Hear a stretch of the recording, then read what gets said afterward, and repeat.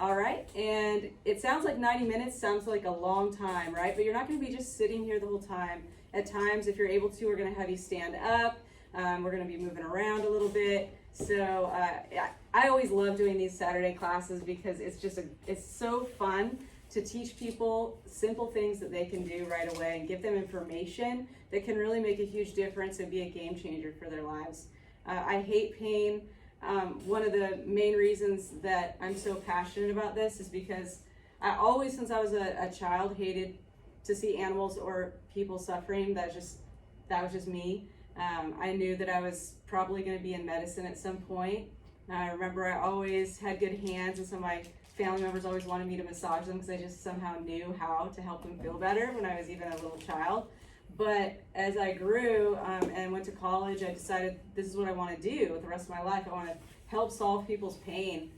And when I graduated with my first degree, with my bachelor's degree, I immediately started taking courses on topics that are really challenging and difficult. A lot of times solving foot pain can be very complicated. A lot of times solving back pain and neck pain can be quite complex.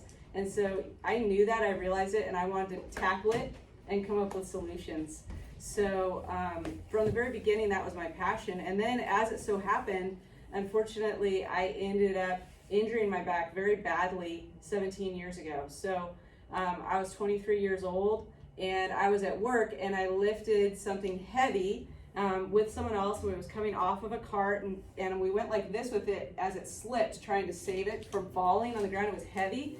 And I immediately felt pain in my back and pain shooting down my leg into my foot. And I knew enough to know, I was in my master's degree for sports medicine at the time, and I knew enough to know this is bad. Like, this is not good. But I just hoped for the best. I was like, oh, it's probably going to go away. It's probably going to be fine. But I was limping around that day in quite a bit of pain. The next day, I could barely move. And just a little background, I played college soccer. I played actually on a broken ankle. Because I was so just like, I want to keep going kind of thing. So I have a very high pain tolerance, but I woke up in the morning, I could barely move, and it's a classic disc herniation symptom, right? You have an injury, and then the next day you can barely move. And that's just because as you're sleeping overnight, that disc just leaks on those nerves and it swells up with fluid, and then you wake up in the morning and can barely move. So that's what happened to me, and I actually had ended up bulging 3 discs in my back. And I tore some ligaments in my lower back, so my back became unstable. And unfortunately, it didn't heal on the normal time frame that people would expect. And part of it was because I had 2 bulges, one in the middle of my back, one a little higher, and then one really down low. And so what the ones up high wanted, the one down low didn't want. So they were fighting each other for what they needed. And I went to very good physical therapists and chiropractors and physicians. I knew who to go to, who were the kind of the main names in Orange County, and nobody could help me. And I got to that point, maybe you all know someone like this, where I was so desperate, I would do anything. I would do anything, short of, like, I don't know, pledging allegiance to Satan. I just would do absolutely anything to feel better. And so I definitely went on some wild goose chases, and I definitely tried a lot of different things. And I considered doing some kind of crazy things, which I didn't do, which I'm glad I didn't do. I was told that I was going to need surgery or a spinal cord stimulator, and I knew enough to know that, you know, I didn't want surgery, and I didn't want a spinal cord stimulator. And I was so young, I wasn't even 30 years old yet, and I could barely move. I was actually unable to work, disabled for a year, and I knew that I had to stay active, so I would just go in the pool, just so I could at least, I felt better in the pool, and that's how I knew this is something structural, because I feel better when I don't have as much gravity affecting me, because I definitely had some doctors that thought it was just all in my head, or that I just wasn't real motivated to get well. I saw 13 different doctors and during this time, all really well-known people, and well-respected surgeons, and pain management doctors, and nobody could help me. And so eventually what ended up happening after a year or so of suffering, I was in 8 out of 10 pain all the time, and I had to take some heavy medications just to sleep at night because of the pain. And So I ended up, actually, a friend said, you should go see Karen Kerwitz. She has magic hands. And I was like, I'll try anything. So I went in, and for the first session, I remember it was like she barely touched me, very light touch. And I felt not much improvement, but a little bit better. And so I thought, okay, I'll go back, you know. And it took 3 sessions, but after 3 sessions, I was actually able to be upright with tolerable pain I could tolerate, 4 or 5 hours standing, talking with my neighbors. I kind of leaned on the counter and stuff, but it was like 5 hours hanging out with my friends, and that was after 3 sessions. I couldn't believe it because I thought she was just barely touching me. I was scratching my head trying to figure out what was she doing, and what I ended up discovering was that she was doing this form of myofascial release that is very gentle but very powerful. I continued going to see her, and I also went to see a physical therapist who is a specialist in treating spine conditions, much like I am now myself. And between that physical therapist and this massage therapist who had these special skills, who has since retired and gone to Hawaii, but she's amazing, and I always give her a shout out because she changed my life. She turned me on to something that really works well. I ended up taking the courses that she took so that I could do this for other people as well. And she really became my mentor as well. For a while, I would go over to her office for about a year, and we would treat patients together because I just wanted to learn and soak in as much as I could from her. So that's just a story about the passion behind all of this. Is I know what it's like to literally be disabled. I know what it's like to be in severe pain. And I remember as I was getting well that I'd have to break up my shopping visits, you know, and there was a time I couldn't go shopping. We had to have the food brought to our house, you know. I know that kind of suffering, and I also know what it's like when you look fine and everybody thinks like, what's wrong with you? You look fine. But it's a lot easier if you have a bone sticking out or a cast or something like that. And I know that the sorrow that goes on in the interpersonal relationship as well, when one person is suffering and in so much pain. And my husband was an amazing support for me during that time, but it was a hard time for both of us. And so I get it, and I don't want anyone else to suffer the way I did. And I'm really glad I ended up not doing surgery because I was able to recover, and now I surf. Now I can do anything active that I want to do, and I want to pass that knowledge on to you, and that's something that I've done for hundreds of people already who have really severe, complex cases. And a big part of it is in my journey of getting well, these 2 people that I just mentioned were really powerful and important, but then in addition to that, there was a lot of exploration on my part. And fortunate for me, I already had an understanding of the human body. I had a lot of education around that. And so I was able to recognize the things that didn't make sense based on what I understood of the body, because I knew a lot about how the body works. And I think a lot of people end up going down wild goose chases to solve their problem because it makes sense. They're able to be convinced like, okay, this could possibly work, but they don't know because they didn't study how the body works, and so they don't realize it actually doesn't make sense, but it would if you didn't know how the body works. So I was able to avoid some of those pitfalls, but then I was also able to explore some things that aren't as often seen in physical therapy clinics, chiropractic offices, acupuncture. These are all things I tried, right? I tried spinal decompression. I tried everything. You could probably list the things, right? And I'd be like, yes, tried it.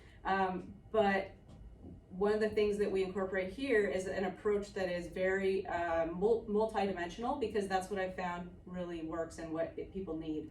And if you don't have a really severe case of back pain, if it's not disabling, then good. You know, this is going to help you too, because it's all of these principles apply either way. It's just if your case isn't very, very severe, then it just means that it's not going to take as long to get well. But the good thing is, you know, for me, on my journey, it took me 5 years to fully recover, because I didn't know all the things I know now. And now I'm seeing people recover in 3 months, 6 months, a year. With a case as severe as mine, it usually takes 6 months to a year. But with something less than that, it can take 3 months. And really here, we're all about solving the roots multiple roots of the problem. It's not just one thing. So we're going to get into it. And I just want to say, just give yourself a pat on the back for being here today and investing some of your valuable time. I very much appreciate it, and I'm excited to show you more. So we're going to advance to the next slide. All right. So I already kind of talked about the scope of the problem, so we can kind of scooch past that. We'll scoot on past. All right. So very common assumptions are that the problem is being caused by pinched nerves. And actually, let me, can you actually turn the lights down just a little bit? Yeah. Just a little, so it's easier to see. It's being caused by muscles or discs or pinched nerves. And it's not always being caused by those things. And so we're going to talk a little bit more about that as well. All right, let's keep going.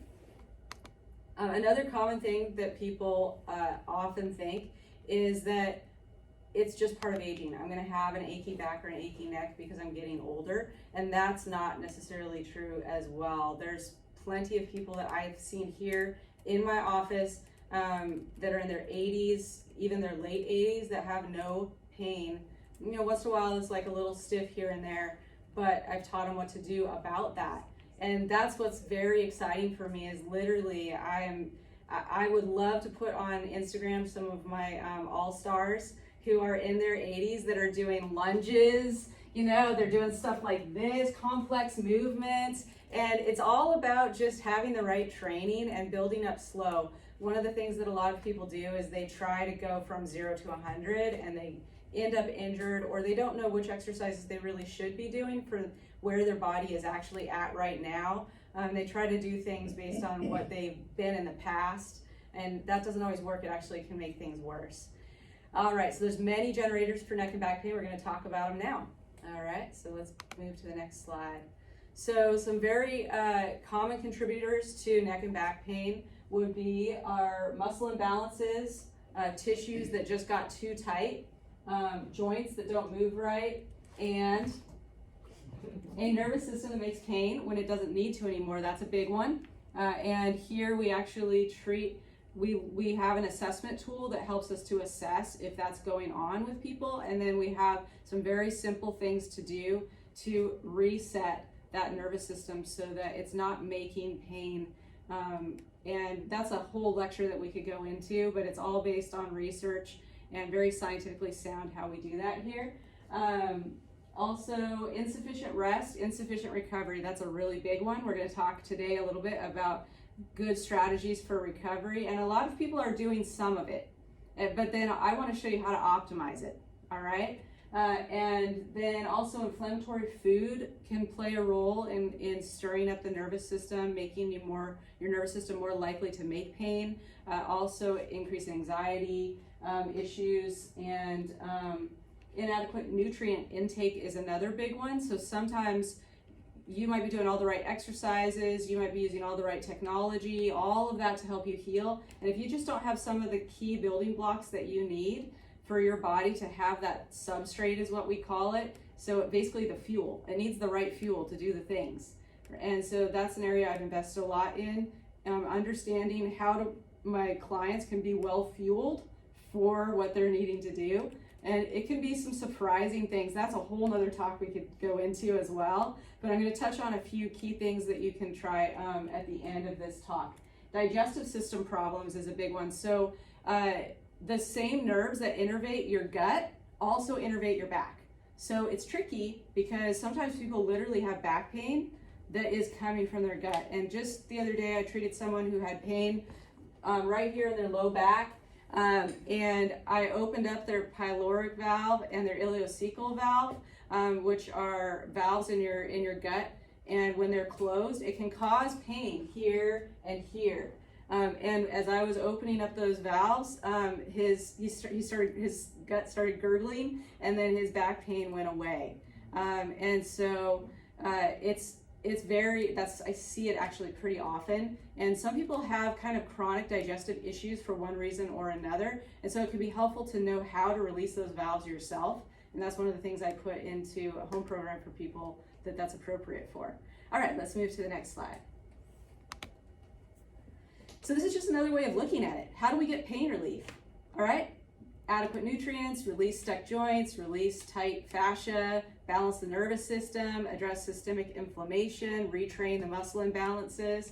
All of it is required to get that pain relief. And sometimes that's why people haven't got pain relief with what they've done, because they've done some of it, but not all of it, right? All right, and so what I try to do, I'm always about, let's get the most bang for our buck. Let's help people, let's identify the most painful contributors, and from there, we can once we identify what are the contributors causing the most pain, then we can fine tune, right? And so I've had a lot of experience doing this with folks, and I'm excited to kind of show that to you now, so you can see this whole talk is oriented sort of that way. But there's also individual differences, because even though generally if we have a stuck joint, then it's going to have a cascade of problems, or if we have a muscle imbalance, it's going to have a cascade of problems behind that, and those are often things we really want to address right out the gate.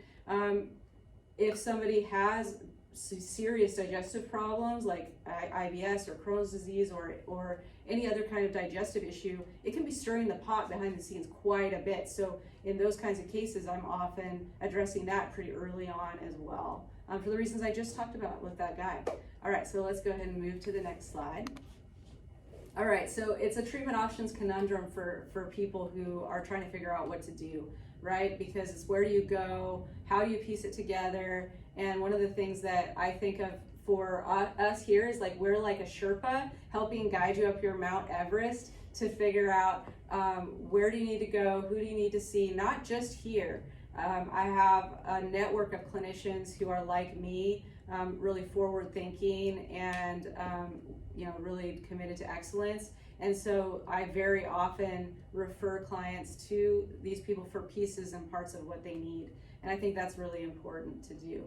All right, so let's move to the next slide. I already talked about this. Look at all those roots, right? So if you think of that little plant as pain, we need to identify all of them and then take care of it, if that's a weed. Pain is a weed in our lives. All right, let's go to the next slide. Structural causes are important to address. So it's really important to understand, a lot of people don't know this, that 50% of people who do not have any back pain or neck pain actually have clinically significant findings on their MRI or their X-ray. Same is true for the hip and the knee. And so just because it shows that you have bulges or tears in your ligaments or cartilage damage doesn't necessarily mean that you have to have pain the rest of your life. And I'm a living example of that. And so are hundreds of the clients that I've helped who have absolutely atrocious looking MRIs. But I don't worry about that. Yes, it informs a little bit about how I treat, but it doesn't mean that they are destined to suffer the rest of their lives. And that's the good news. All right, so let's go to the next slide. So just wanted to show you guys some really important muscles right at the base of your skull. We're going to be doing some things to help those muscles out. So when those muscles get really tight, then you could probably see how, look at that space below the muscles right where your skull meets your neck. That we want you to have space there, all right? But the muscles and fascia, so those are muscles, but then all around it is a lot of connective tissue, fascia, which I'm going to let you guys will get a chance to see a little bit of what that looks like. And those get short. And you know why they get short? A lot of times because we're craning to look at our screen, or they can actually get really taut because we're looking down all the time. And what happens is those muscles get exhausted, and so then the fascia tightens, and then it shortens the muscles because the fascia is doing the job. And fascia is supposed to be an assistant, it's supposed to be a secondary, it's not supposed to be the primary. And so it's really important that we're addressing posture issues or fixing posture with people. So a big thing is how are you using your body on the regular is a really big deal, and being as ergonomic as possible is huge. It makes a big difference on symptoms. All right, we're gonna go to the next slide. Okay, So just, what, if you've ever wondered, well, how did, maybe you went to a chiropractor, maybe you went to a physical therapist and they said, oh, you have these joints that are stuck, right? And they want to unstick them for you.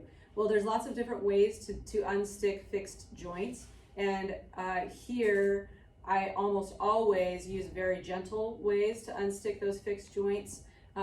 And just because I've found that I don't need to use aggressive methods, I've invested a lot in learning ways to do it really gently.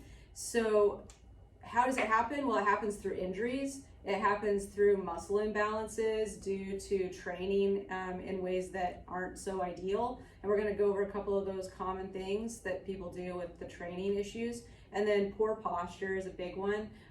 Now, for those of you guys who are in the room, you can see I've been standing with one foot just a little in front of the other. All right, and that's a simple thing that if you stand on a regular basis, which most people stand at some point for a while, then what you want to do is you always want to stand with one foot just a little bit in front of the other. All right, and the reason for that is, let's just try it. So everybody who can, go ahead and stand up. All right. And what we're going to do is we're going to stand with our feet just in perfect alignment right next to each other first, okay? And just take a moment to quiet down and feel inside your body and just notice, where do you feel the weight of your body? Do you feel it on the back of your spine or do you feel it anywhere else? So just kind of notice. Most people are going to feel it kind of on the back of their spine. That's where their weight feels like it is, okay? Now, just put one foot a little bit in front of the other, okay? Now you're probably going to feel that your weight has shifted, and so now it's more toward the front of the spine. All right, now that's really good. And the reason for that is because when the weight is toward the back of the spine, it's putting a lot of compression where the nerves come out of the spine and making a force pushing your disc back toward that area. And if you stand with one foot a little bit in front of the other, it just off-weights that, offsets it. And it took me a while to get into a habit of it. You'll have to keep reminding yourself for about 3 months. Just keep reminding yourself. And if you find that you're not doing it, just be chill and cool about it. Like, oh, silly me, I'm trying to make a new habit. Like, it's easy to form that new habit if you just keep practicing, keep trying. Now I do it without even thinking about it. And so I'll have either one foot in front of the other. Mix it up. You don't always have to do the same foot. All right. And in fact, I recommend that you don't always do the same foot. Mix it up. All right. So that's a simple posture thing that you can do to help your lower back. It also happens to just help to offset in specific ways some of the common postural faults that people have, where they either have like a really big sway back, kind of like this, or they have a super flat back, and they're kind of more like this. So those are a couple of common things. So by doing this, it helps you to not get into those postures. All right. Okay, so let's sit back down if you want to. You can stand if you want to, I don't care. All right, so now let's move to the next slide. Oh, I poor posture and then muscle fascia tightness. So that's often developed. So the fascia and the muscle tightness is often developed because of the above 3 things that we just talked about. All right, let's move to the next slide. Joint mobility restrictions. This is another way to see it.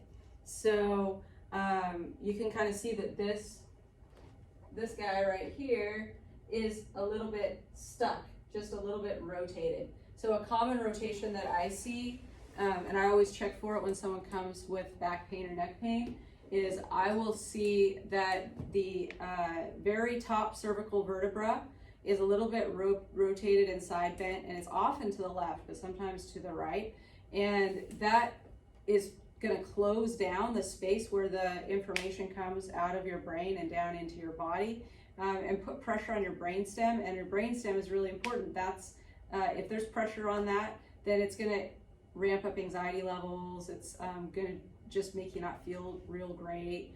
And people just push through, and they think that the brain fog, the fatigue, and even the higher anxiety they're experiencing is because of other causes. But I sometimes find that literally just by getting that corrected and correcting some of the tightness in the fascia around the area, that people suddenly feel a lot more energetic.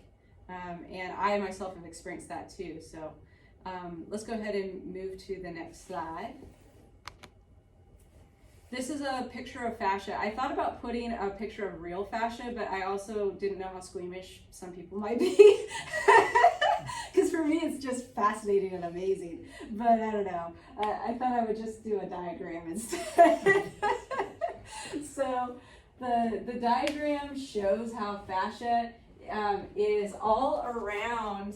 So fascia is actually within the tendon. It helps attach the tendon to the bone, and then it's also around the muscle. You can see the sheath right here. And so it's around all of the little fibers within the muscle, and then it's even around the little myofibrils, which you can only see with a microscope. So it's around everything, and what it's doing is it's helping to hold everything together, all right? And what happens is that fascia responds to our emotions, it responds to injuries, and it can clamp down, and then sometimes it won't release on its own. And that in itself is a fascinating thing to me. I always wonder why our bodies are so amazing and they heal themselves so well. Why do I sometimes have to go in and reset a fascia that's closed down, clamped down with specific techniques, you know? But I just find that I have to sometimes. And we have technology that can do it, and then also advanced hands-on skills that can do it. And I want to teach you some things that you can do that are simple for that. All right, so let's move to the next slide. So here's the thing, a lot of times people talk about their sciatica or their aunt's sciatica or whatever. Sciatica is a thing a lot of people talk about, and what they don't know is that oftentimes you can have pain down your arm or pain down your leg that's actually fascia pain. It's not even nerve pain at all. So it's actually very possible to screen for that. Here in the clinic, we'll be able to identify it. And it's often missed when people go to the doctor's office or physical therapy clinics or chiropractic office. People, you know, just not everyone is trained in how to identify and differentiate between the two. So sometimes people are suffering unnecessarily thinking it's a nerve issue, but it's not. All right, let's go ahead and move to the next slide.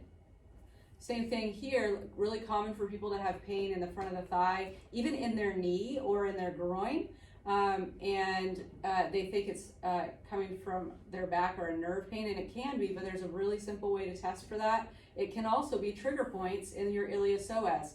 And the iliopsoas is a muscle you'll see in a minute that comes on to help stabilize your back if the other muscles that are supposed to be stabilizing aren't doing their job. And then when it gets exhausted because it's doing everybody else's job plus its own, then trigger points develop, which is kind of like a clamping down, and it's actually a high level of electricity in the area, and then that can cause that pain that refers.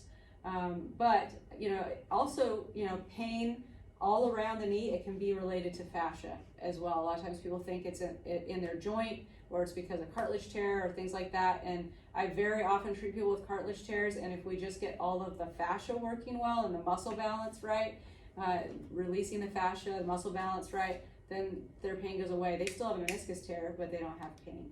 And that's not just here. We know this from scientific research, that if you have high quality treatment, then people can avoid surgery. It's just a matter of getting the right combination for the person of what they need. All right, so let's move to the next slide. I am excited to show you guys this slide. I actually forgot to bring my handheld tools out. Do you mind grabbing the Pure Wave and the RRT? Thanks, man. Mm-hmm. And also, okay, never mind. I'll just show this one. You don't have to grab it. I was gonna show this in person. This is a iStem tool, so instrument-assisted soft tissue mobilization. It looks maybe scary to some people, but it's not scary. We don't bruise anyone. It's very gentle and it feels amazing. And I use it quite a bit. And so if you've had iStem applied before and you felt injured from it, or it felt like, or you ended up bruised, then it wasn't done properly because that shouldn't have happened. All right. There is another technique that uses instruments called Graston, where they do actually end up purposefully creating some bruising, but I don't use that technique.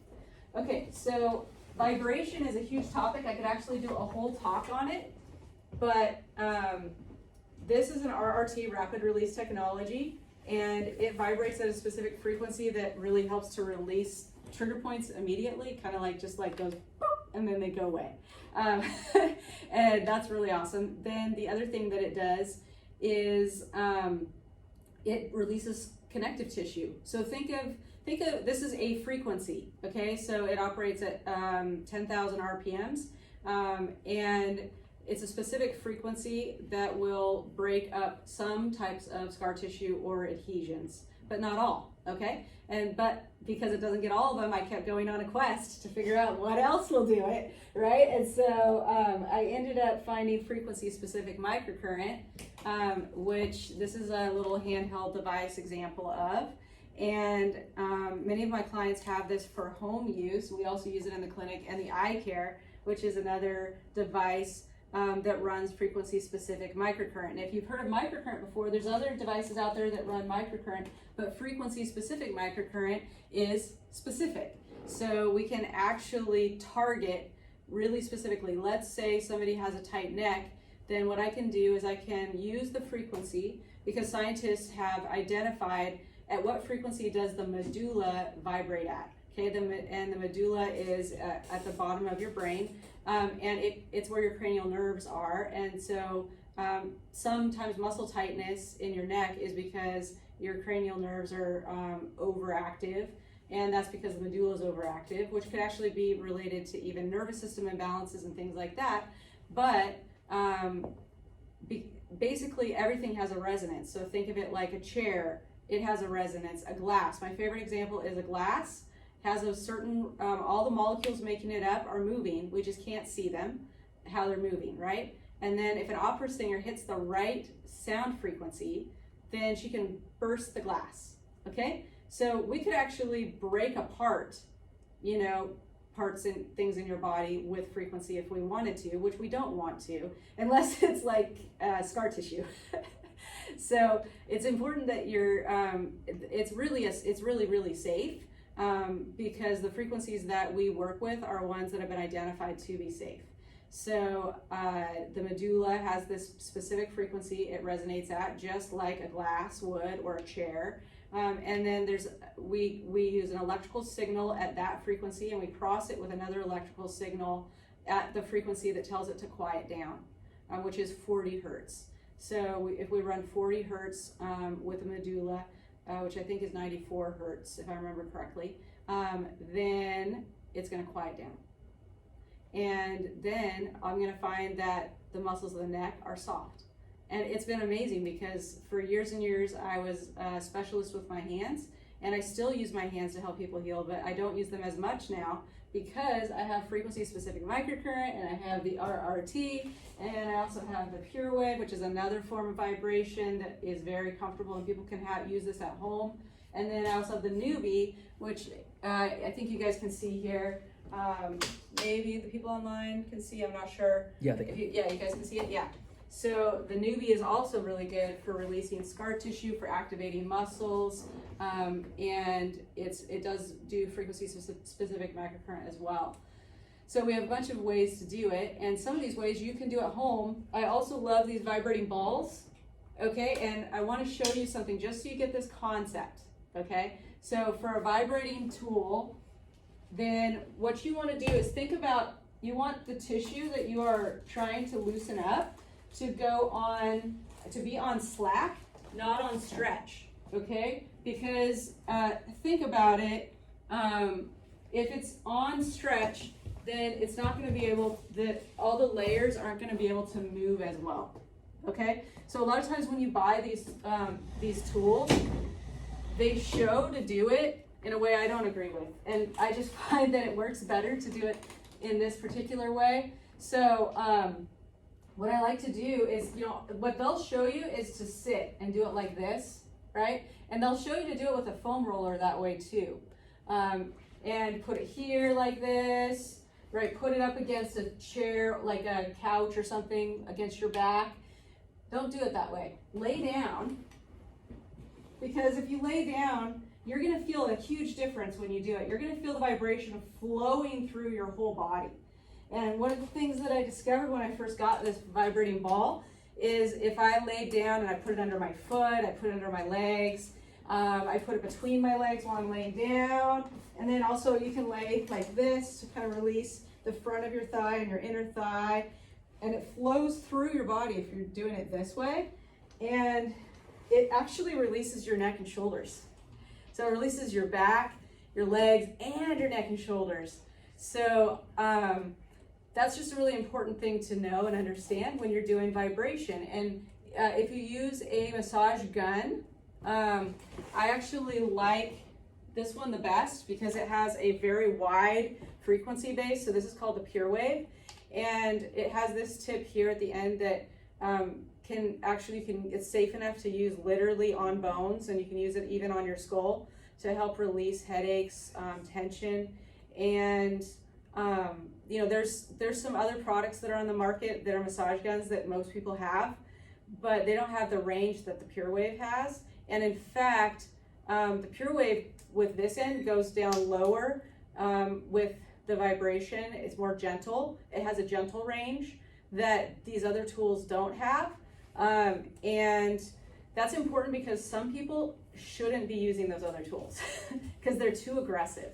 And so they could actually be increasing their pain or causing their pain to still stick around. They need something more gentle. And this is safe for even my most sensitive patients, most fragile patients do well with the Pure Wave. So I wanted to show you guys that.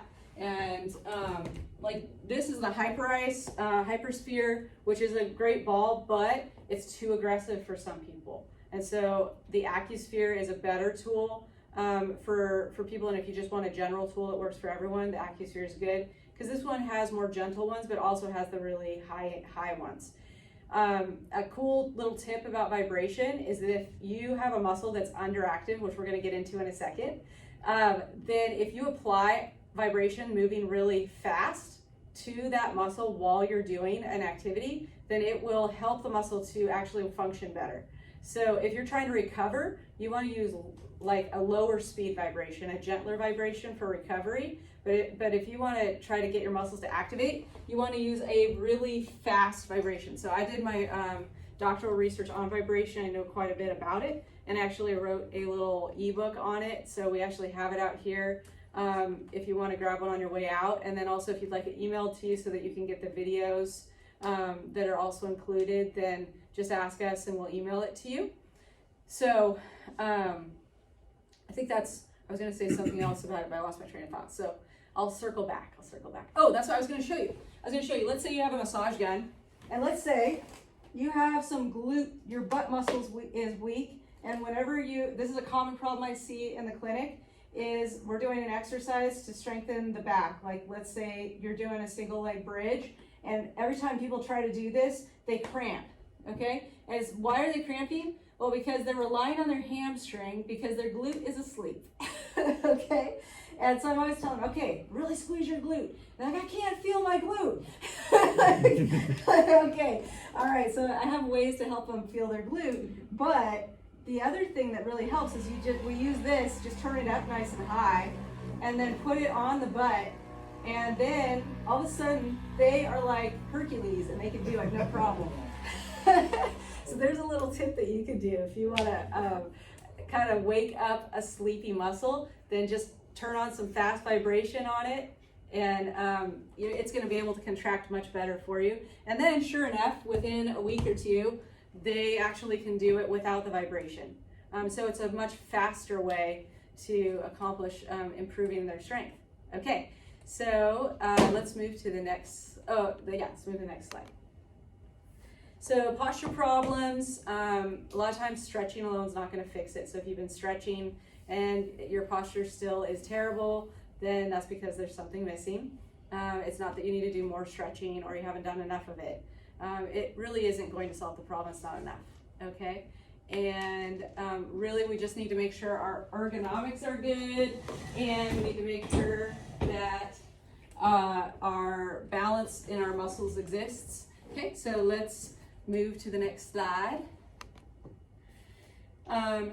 So a lot of times with posture problems, a big issue with it is that you need to have the proper muscle balance, but sometimes you can't because the fascia has accommodated to hold you up, basically. So the muscles are too weak and they're imbalanced, and now the fascia in the area is just like, I got you, I'm gonna hold you. But the thing is, fascia isn't supposed to do that. it's supposed to be a kind of like a secondary support structure. It's not supposed to be the primary one. And when that happens, then it's very compressive. So it causes pain because of the compression. So a lot of times what we need to do with people who have really bad postures, we need to do techniques to loosen up the fascia. We need to use tools to loosen up the fascia, and we need to do certain types of mobility things. I use a lot of the melt method, which is this soft melt roller.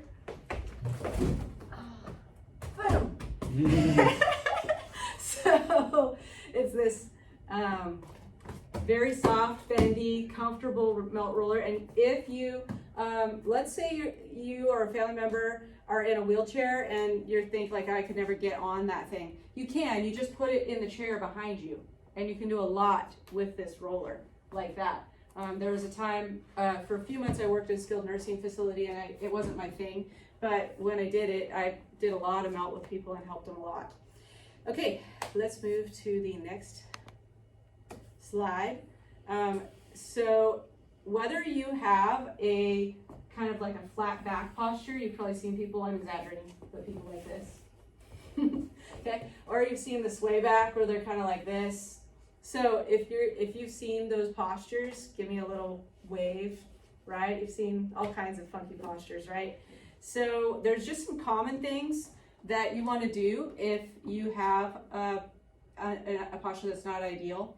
And we could get into a whole lecture on which one and what things you should do for each one and stuff. But I just today want to give you some quick and dirty stuff that you can do to help yourself right now.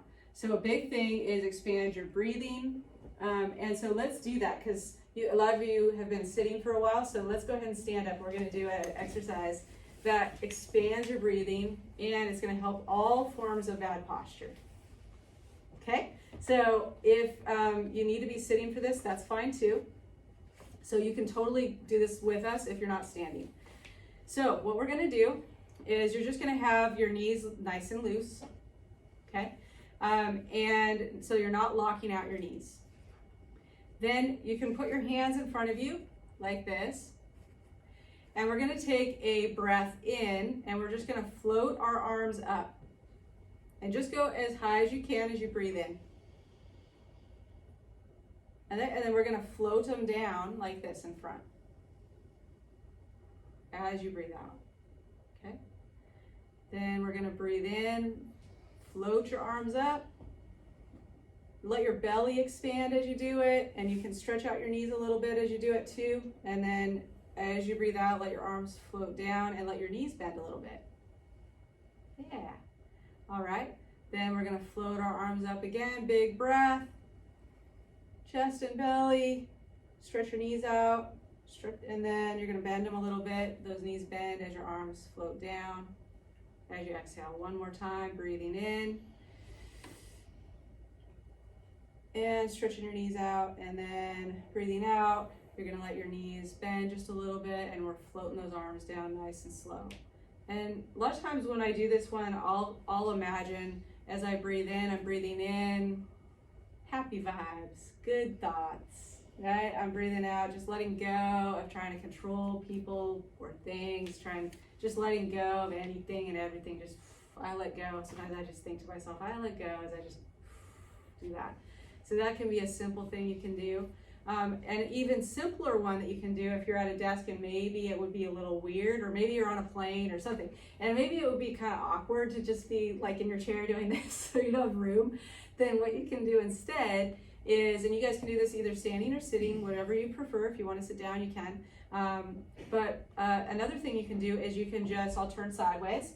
What you can do is you breathe in and squeeze your shoulder blades gently back, and think about your chest lifting up just a little bit, and imagine that you have a strain going from the top of your head to the ceiling. So your head's going to come back just a little bit too, okay? Because we don't want it forward like this. And then you breathe out, let everything go.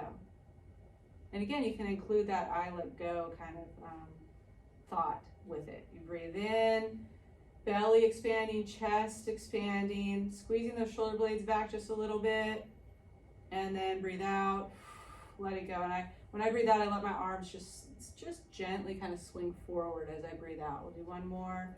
Breathing in, chest and belly expanding. Think about that string lifting your head toward the ceiling. And breathing out, just letting your shoulders slide forward again. So that's a real simple, gentle thing that you can do, and you can do it at your desk. That's one of the things that's important for us to do. Let's say you're on a long flight, or you're in a situation where you're sitting for a long time for one reason or another. Then just little simple, subtle things that you can do can make a big difference, because it's those sustained postures of sitting for a long time that really do actually cause pain, because the muscles do get tired. They start to rely on the fascia, and then it puts pressure on your joints. And so actually just doing a little bit of movement while you're in that kind of a static situation is powerful. So even today, while I'm talking, you can be doing some of these little things. Just do some little breathe in as you squeeze your shoulder blades back, breathe out as you let it go. You know, you can just do a few of those, and that's going to actually massage the joints of your neck and your upper back and kind of help everything loosen up a little bit. Plus, it's activating some muscles in the back that need to be more active. If we're not using them, we're losing them.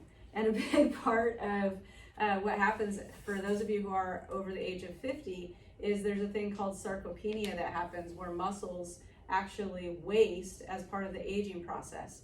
But what we know from scientific research is that if you exercise those muscles, then they don't waste. Okay, but I'm not 50 yet, so my muscles are there, they're just weak. But when after 50, the aging process starts sometime after 50. It depends a little bit on individuals. And maybe we're going to learn how to stop that. I think we are. I think scientists are on to that and figuring it out. But in general, it becomes even more important after 50 that you are doing a comprehensive exercise routine. And some of the aches and pains people have is because they're missing key aspects of certain exercises they need to keep everything functioning properly, and to not develop bad postures, or to not have fascia that's compensating for weak muscles. Okay, so let's see, the hamstring power pelvic tuck is the next thing that I want to teach you. So this is a thing that really helps with bad posture, and also if you're sitting for a while, which we are today. Okay, so what we're going to do, I'm going to grab a chair, and you can do this seated, and just follow along if you're online. And if you have to do some modification of this, feel free. Okay, so I'm going to actually show it from the side so you guys can see what's happening with my back. So what I'm going to do is I'm going to have one leg straight and the other one bent. All right, then I'm going to put my hands on my pelvis so I can feel when it moves. And I'm going to encourage you guys to sit away from the back of your chair. You can kind of sit towards the edge of it, but if you can't, because maybe you're in a wheelchair or something else like that, then it's fine to sit wherever you are. It's fine. Okay, so what we're going to do now is we're going to notice how you have a little bit of an arch in your lower back.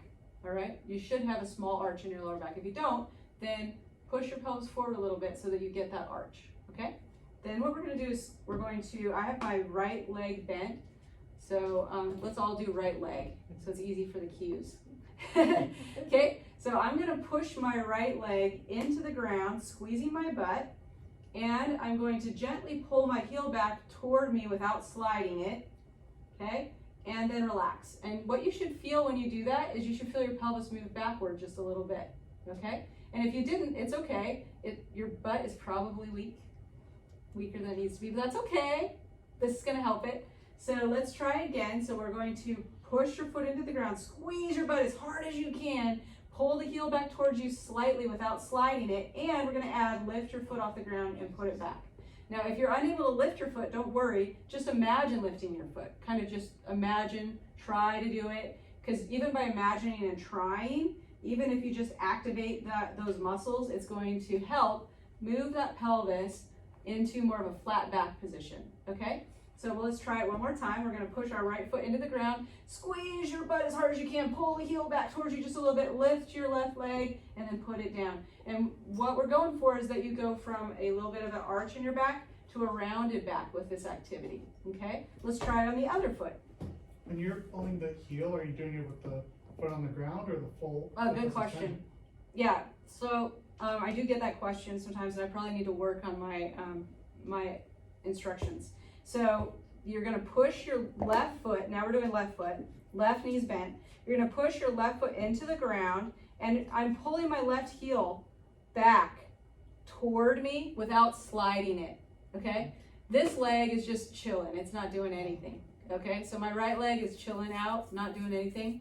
So let's try it again. So we're gonna push our left foot into the ground, squeeze our butt as hard as we can, pull the heel back towards you without sliding it on the left, and now I'm gonna lift my right foot just a little bit off the ground and then put it down, all right? And you'll feel your pelvis move from a little bit tilted forward to backward, okay? So let's try one more time. So we're gonna push our left foot into the ground, squeeze our butt as hard as we can, pull the heel on the left back towards you, and lift your right foot off the ground a little bit and then put it back.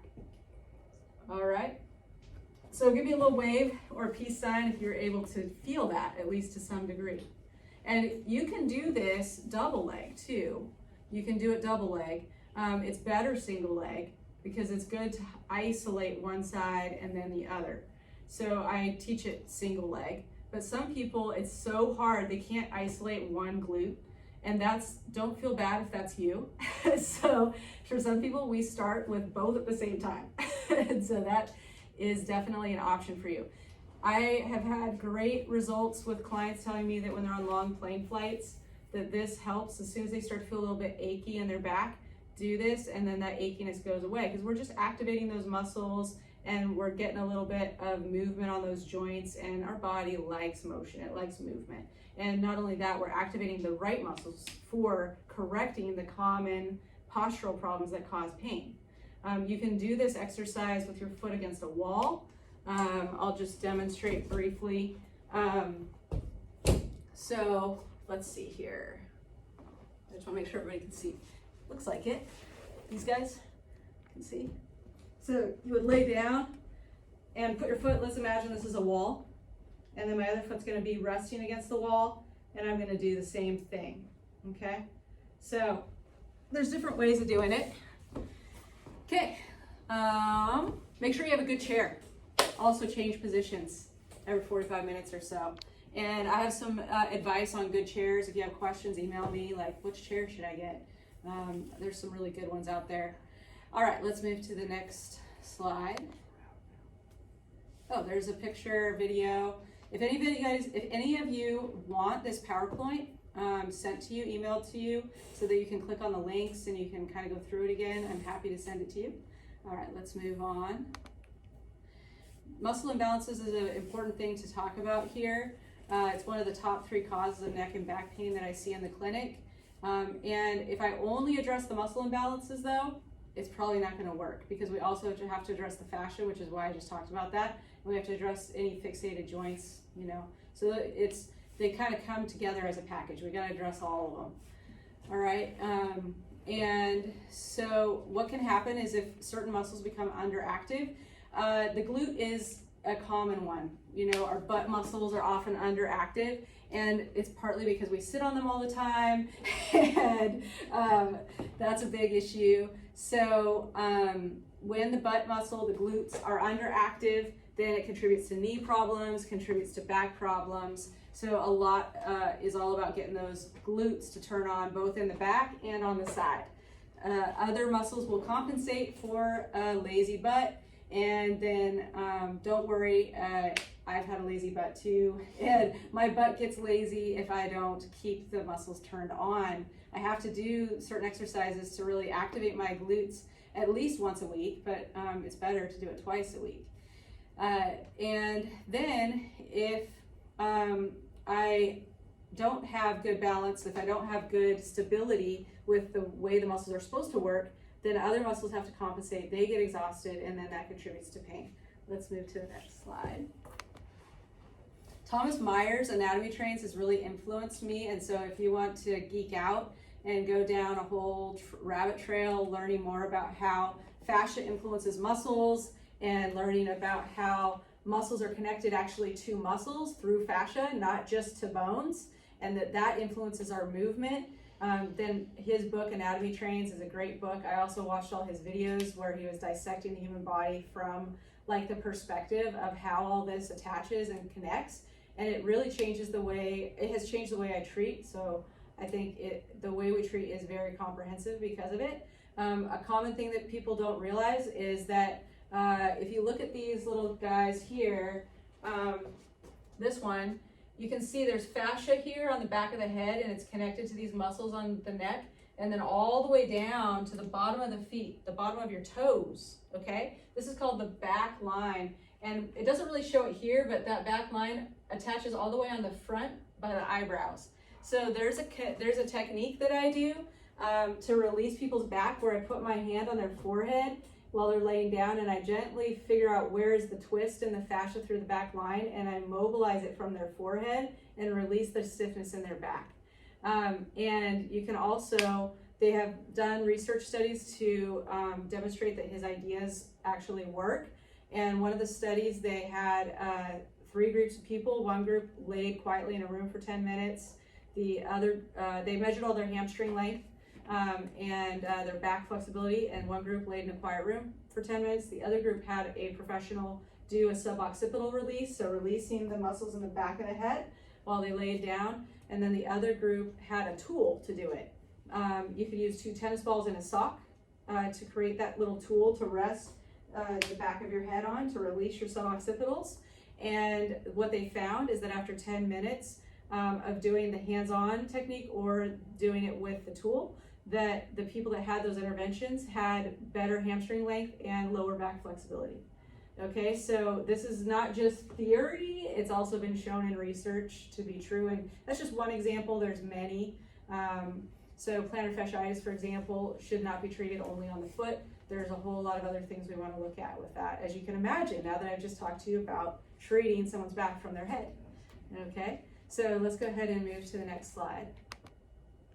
So I wanted to just show you guys the iliopsoas because I brought it up.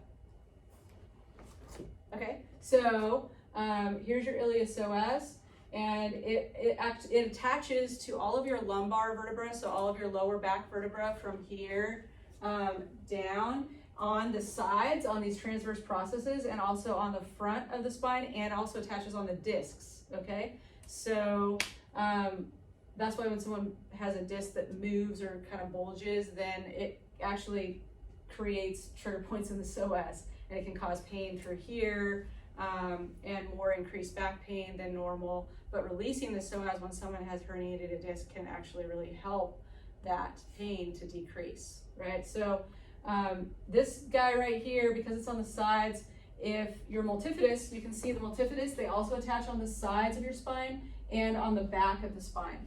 And a lot of times a cause of people's back pain is because they don't have good balance with the transverse abdominis, which is in the front. And I'll show you, we can actually go to the next slide to show the transverse abdominis. So transverse abdominis is deep inside here, and it's in the front, and it works with your lumbar multifidus, which are those little muscles that you saw, and they're supposed to work together as your primary stabilizers, and they're supposed to be always on whenever you're upright. But what happens and what we find is people with back pain, they're not on, and we need to get them to turn on, and then we need to get them stronger so that they stay on whenever you're upright. And there's some really kind of unique ways that we do that here that I think work really well with people who've had trouble being able to build that endurance and strength in the past with other places that they've gone. The obliques are also often under, not as strong as they should be. So those are common ones that are problematic. What often happens is people are overusing their rectus abdominis, the six-pack muscle, and it's actually creating postural problems and creating compression problems. So it's really important that we are activating serratus anterior, your transverse abdominis, obliques, your lumbar multifidus, because if those guys aren't as strong as they should be, and if they're not working in the way that they should be working, then your secondary muscles, your rectus abdominis, your psoas is going to come on, and then it's going to be exhausted because it's getting overused because it's not supposed to do everyone's job, and then it's going to get trigger points, and it's going to give you pain. All right, so let's go ahead and move to the next slide. This is another picture kind of showing more in detail the multifidi. And there's an exercise that I recommend everyone do to strengthen their multifidi, which I'm going to show you guys today. And the reason that it's an important one is because your multifidi actually span. From here you can see this is a multifidus muscle that's going from the spinous process of one vertebra, and it's going skipping all the way down to the transverse process of 2 down, okay? So let's say this is L1, L2, L3. So it's going from L1 to L3. It's skipping L2. And so what can happen is but there's also multifidus that are running from L1 to L2. All right, but what can happen is you can end up, with your training, if you have one area that got injured or it got kind of, the joint got a little stuck, or for one reason or another, this section at L1 went dark, then it's all right because you've got this muscle spanning. So these guys are going to overwork, and there's going to be overworking, but there's still going to be a weak segment. So it's important that we're doing training that addresses all the segments if that has been the case for someone, okay? All right, so let's move to the next slide. Key neck muscles, your suboccipitals. I wanted you guys to see that because I was talking about the suboccipitals so you can actually see them. And we're gonna actually treat them right now ourselves, okay? So what you're gonna do is use your fingers, all right? And we're gonna put them at the back of our head, and let's see if everybody can see me.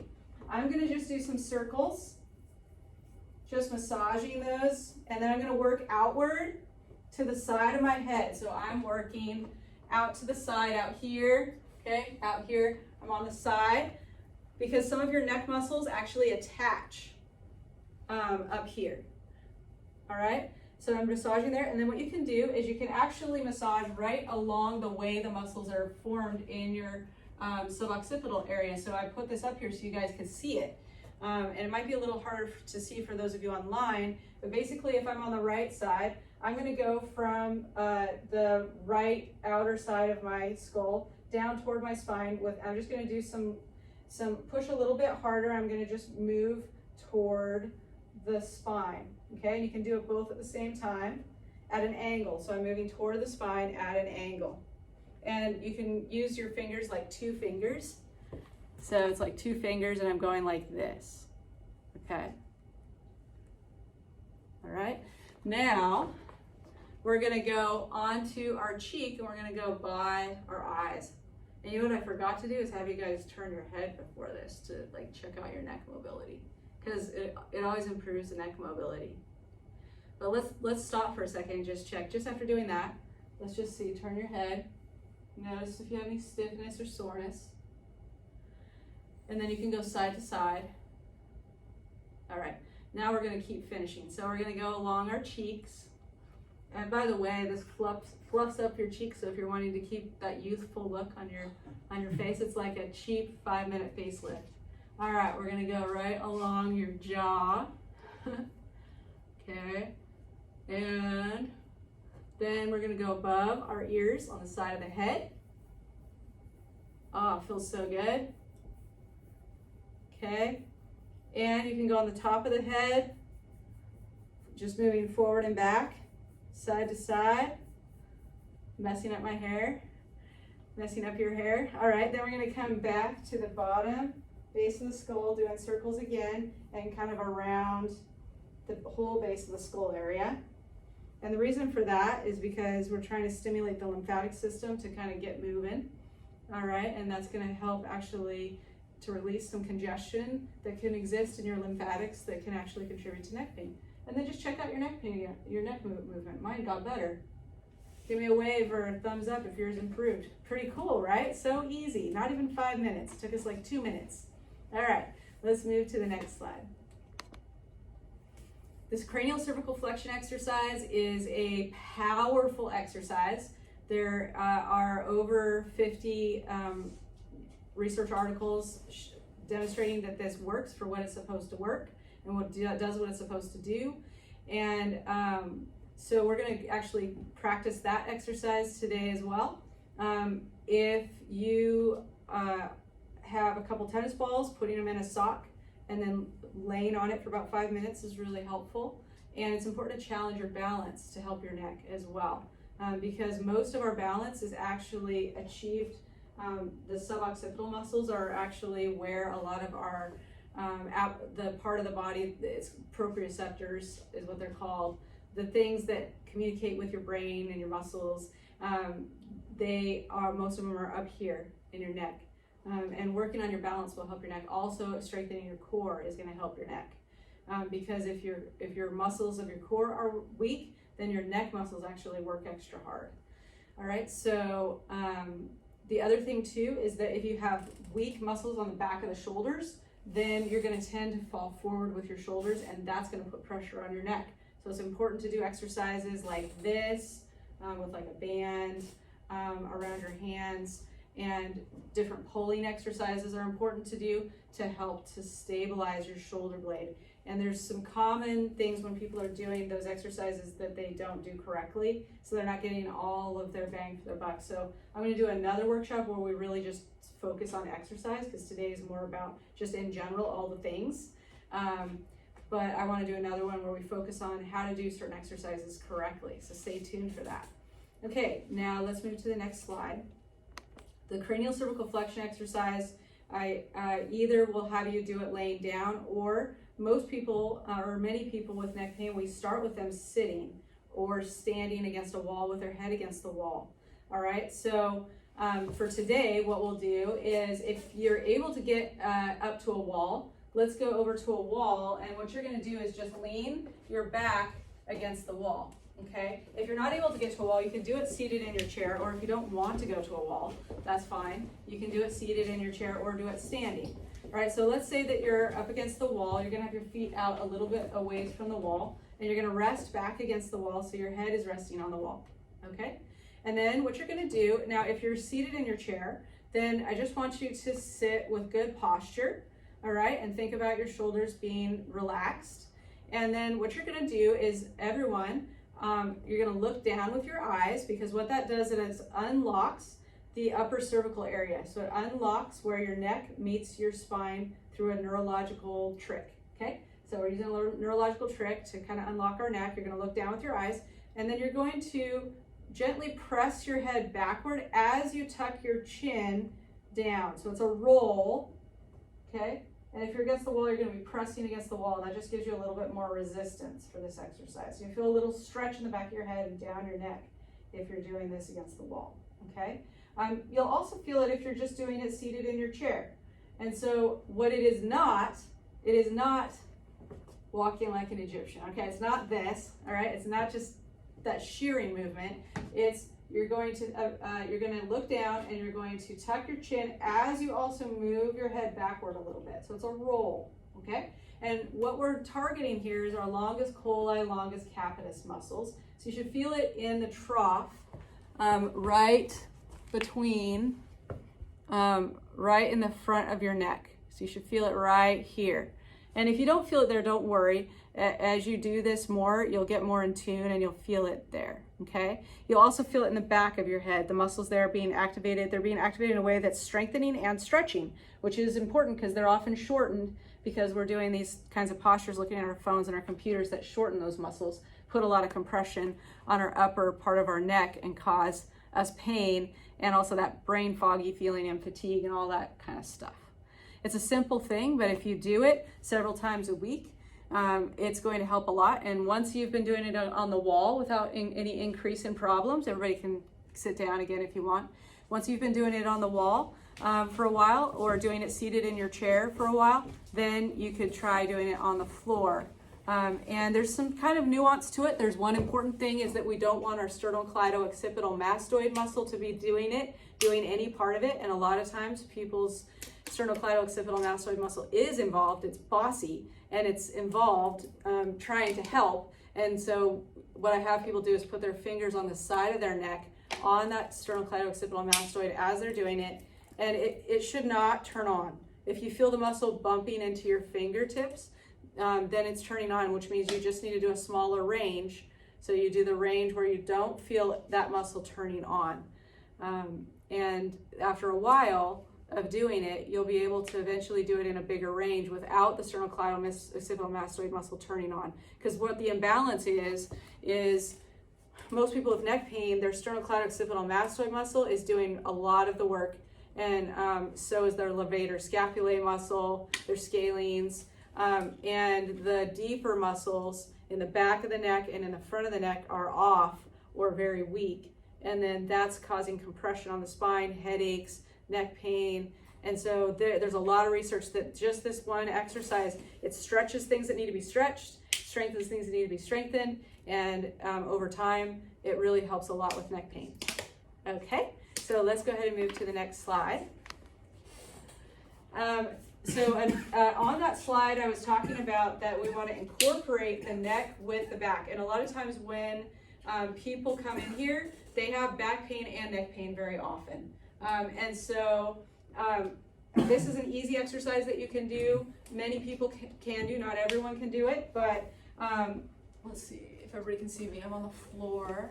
I think, can my peeps online see me? Yeah, okay. So you can reach under looking at your hand and then reach up looking at your hand like this, all right? And it feels good. If you want to try it, you can try it. If you're like, no, I don't think so, not for me, then you don't need to. If we add a band to it, then it's even more strengthening, okay? But it's so that their hips aren't shifting, because if your hips are shifting, then you're not getting out of it what you should be, okay? Okay, so that we get all of the different spinal levels, okay? Even up here.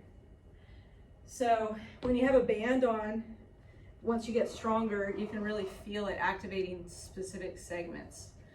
And you always want to make sure when you do that exercise, you're drawing your transverse abdominis in while you do it. So think about drawing your belly button in towards your spine.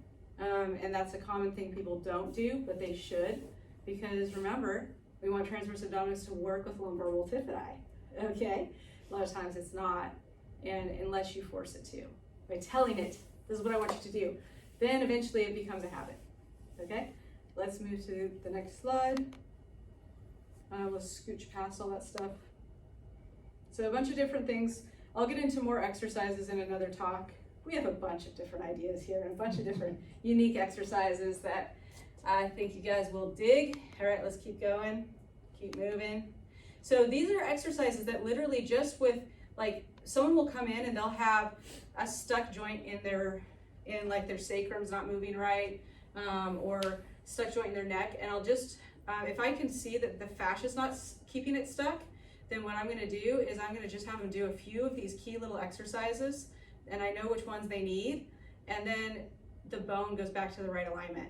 So if you have someone in your family, or if you yourself are constantly going out of alignment, it might be you don't have the right balance. And then the person's amazed. They're like, oh wow, I feel good. And they're like, oh wow, we just did like 5 minutes or 10 minutes of stuff, you know? So it really works. These exercises work.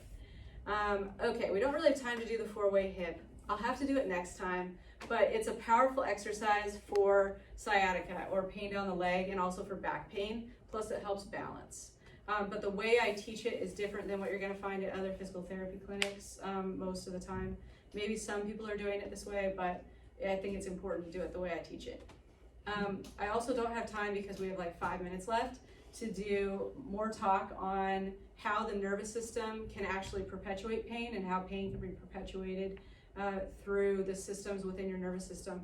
So I'll have to do that on another talk, but it's fascinating. I've done it. Some of the people here have learned about that before, but it's very important. It's an important piece of the puzzle, and we do address that here. Let's keep moving down. You can keep going. Emotional states play a role. Keep going. It is good to know the brain makes all of your pain. So your brain's interpreting all the signals that come from your body, deciding what they mean. And we already did our breathing exercise, so we'll scooch past that. Stretching, people ask me about stretching a lot. I have 4 stretches I like, and I rarely give any others. Kind of depends if someone has a specific weird, tightness for some reason. But for generalized health of the neck and back, let's go down. Usually you really don't need to stretch. What you need is you need the melt method. You need specific kinds of myofascial release. You need vibration, some frequencies maybe. But before I was using frequencies, I was just using all this other stuff. The right exercises, the melt, the right kind of hands-on treatment, and you really don't need to do that much stretching if you're doing those things. So these are stretches. You can ask for the, the PowerPoint presentation. Let's just scroll through them. I won't go over them, but there's stuff to talk about with them. And come to my next workshop, which is the first Saturday of next month. I'll go over the stuff we didn't get to today, because I knew I wasn't gonna be able to get to all the exercises, but I wanted to at least have them in here so it could pique your interest and you could kind of see it. Little known factors, I already kind of talked about the whole digestive system component. We don't have time to talk about the food aspect, so we'll just keep cruising down all the way to the end here. Let's go to the end. And we're gonna do our you can scrooge all the way to the end. Nutrient tips, I promised that. Let's just talk about that if you can go back. Lion's mane is really good for nerve regeneration. Also, the Host Defense makes a Stamets 7 that is really good for supporting the nervous system, helps with anxiety, tension, and nerve regeneration as well. And we're gonna do our raffle. So Tyler just went to go get the stuff for that. It'll be fun. Does anyone have questions while he's grabbing the raffle stuff? It's a lot. The Stamets 7 that host support, that is Paul Stamets' brand, I think. I'm not sure. Yeah, he is the it? guy. If anybody has seen the Fantastic Fun Guy on Netflix. He's just like he's the guy. Yeah, he is like one of the That's top the guy. All right. Yeah. Cool. Do we have our Paul Stamets. do we have our raffle stuff? Yeah, I'll be Host getting ready to Defense, go. I think is his brand. Okay.